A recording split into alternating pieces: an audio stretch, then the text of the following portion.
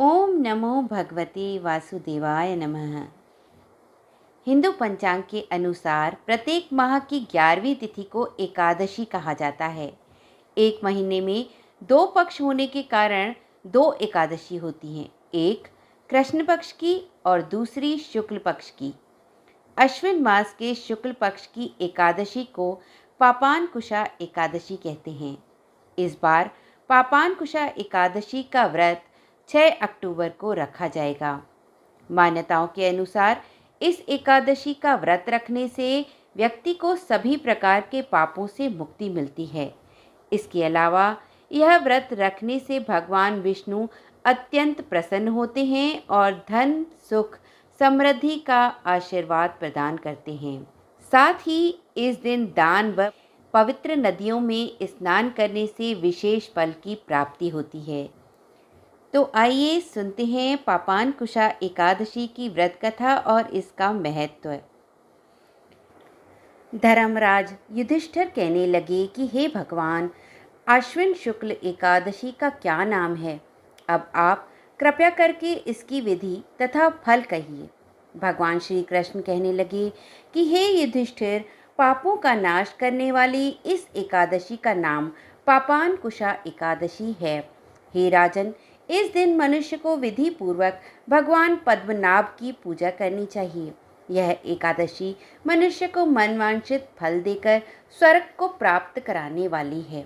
मनुष्य को बहुत दिनों तक कठोर तपस्या से जो फल मिलता है, वह फल भगवान गरुड़ ध्वज को नमस्कार करने से प्राप्त हो जाता है। जो मनुष्य अज्ञानवश अनेक पाप करते हैं परंतु हरि को नमस्कार करते हैं, वे नरक में नहीं जाते। विष्णु के नाम के कीर्तन मात्र से संसार के सब तीर्थों के पुण्य का फल मिल जाता है। जो मनुष्य धनुषधारी भगवान विष्णु की शरण में जाते हैं, उन्हें कभी भी यम यातना भोगनी नहीं पड़ती। जो मनुष्य वैष्णव होकर शिव की और शिव होकर विष्णु की निंदा करते हैं, वे अवश्य नरकवासी होते हैं।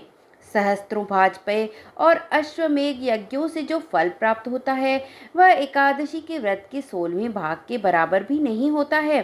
संसार में एकादशी के बराबर कोई पुण्य नहीं, इसके बराबर पवित्र तीनों लोकों में कुछ भी नहीं।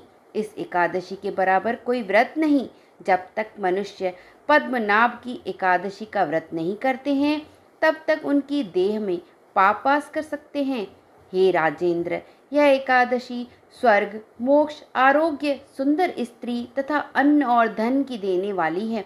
एकादशी के व्रत के बराबर गंगा, गया, काशी, कुरुक्षेत्र और पुष्कर भी पुण्यवान नहीं है।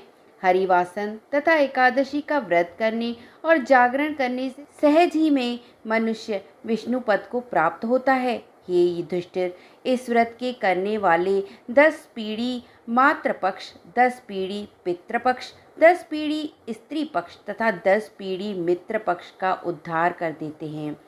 वे दिव्य देह धारण कर चतुर्भुज रूप हो, पीतांबर पहने और हाथ में माला लेकर गरुड़ पर चढ़कर विष्णु लोक को जाते हैं।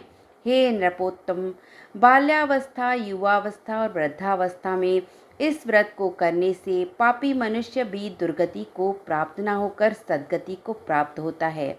आश्विन मास की शुक्ल पक्ष की इस पापानकुशा एकादशी का व्रत जो मनुष्य करते हैं, वे अंत समय में हरिलोक को प्राप्त होते हैं तथा समस्त पापों से मुक्त हो जाते हैं। सोना, तिल, भूमि, गौ, अन्न, जल, छत्री तथा जूती दान करने से मनुष्य यमराज को नहीं देखता। जो मनुष्य किसी प्रकार के पुण्य कर्म किए बिना जीवन के दिन व्यतीत करता है, वह लोहार की भट्टी की तरह सांस लेता है तथा निर्जीव के समान ही है। निर्धन मनुष्यों को भी अपनी शक्ति के अनुसार दान करना चाहिए। धनवानों को सरोवर, बाग, मकान आदि बनवाकर दान करना चाहिए। ऐसे मनुष्यों को यम का द्वार नहीं देखना पड़ता तथा संसार में दीर्घायु होकर धनाढ्य, कुलीन और रोग रहित रहते हैं। भगवान श्री कृष्ण ने कहा, हे राजन, जो आपने मुझसे पूछा वह सब मैंने आपको बतलाया। अब आपकी और क्या सुनने की इच्छा है? पापानकुशा एकादशी की व्रत कथा। प्राचीन समय में विंध्य पर्वत पर क्रोधन नामक एक बहेलिया रहता था। वह बड़ा क्रूर था। उसका सारा जीवन हिंसा, लूटपाट, मदपान और गलत संगति पाप कर्मों में बीता। जब उसका अंतिम समय आया तब यमराज के दूत बहेलिये को लेने आए और यमदूत ने बहेलिये से कहा कि कल तुम्हारे जीवन का अंतिम दिन है, हम तुम्हें कल लेने आएंगे।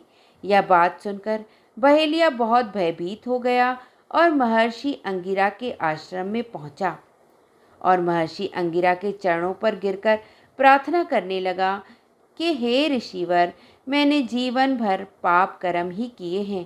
कृपया कर मुझे कोई ऐसा उपाय बताएं जिससे मेरे सारे पाप मिट जाएं और मोक्ष की प्राप्ति हो जाए। उसके निवेदन पर महर्षि अंगिरा ने उसे आश्विन शुक्ल की पापानकुशा एकादशी का विधि पूर्वक व्रत करने को कहा। महर्षि अंगिरा के कहे अनुसार उस बहेलिये ने यह व्रत किया और किए गए सारे पापों से छुटकारा पा लिया और इस व्रत पूजन के बल से भगवान की कृपा से वह विष्णु लोक को गया। जब यमराज के यमदूत ने इस चमत्कार को देखा तो वह बहेलिये को बिना लिए ही यमलोक वापस लौट गए। जय श्री हरि। अगर आपने अभी तक मेरे चैनल को सब्सक्राइब नहीं किया है तो मेरे चैनल को सब्सक्राइब कर लें, वीडियो को लाइक कर दें और शेयर करें। धन्यवाद।